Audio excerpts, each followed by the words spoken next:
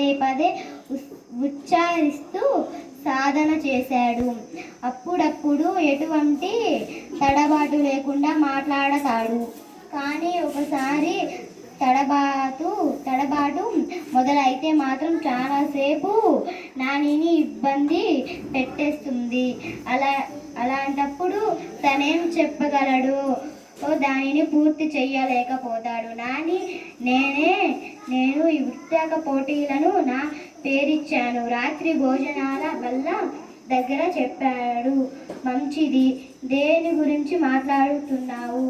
ఇంకా ఆసం ప్రకటించలేదు. కానీ టీచర్ 5 నిమిషాలు మాట్లాడవలసి ఉంటుంది చెప్పారు. ఈసారి ఎలాంటి తడబాటు లేకుండా చెప్పాడు. ఓహో, మర్చిపోయాను. మన దుకాణానికి వచ్చే శ్రీమతి దస్తూరు గారు ఈరోజు నీ కోసం ఒక విషయం చెప్పారు. మాట్లాడుతున్నప్పుడు నోట్లో గోళీ గాయాలను పెట్టుకొని మాట్లాడితే నత్తి పూర్తిగా పోతుందంట. ప్రయత్నిస్తావా నాన్ని? సరే నాన్న, అలాగే చేస్తాను. వీలైన ఈ రాత్రికే చేస్తాను. రేపే అది ఉపయోగించుతాను. నిన్ను తోడుగా నువ్వు ఉండగా నాకు భయం ఎందుకు?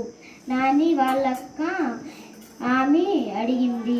పాల్టివాల కుటుంబంలో పిల్లలను నిరుత్సాహపరచడమే ఉండగా కుటుంబమంతా ఒకటిగా ఉంటూ ఒకరికొకరు తోడై నిలిచితే ఆ రాత్రి అక్క సహాయంతో నాని నోట్లో గోలికాయలు పెట్టుకొని మాట్లాడడం సాధన చేశాడు.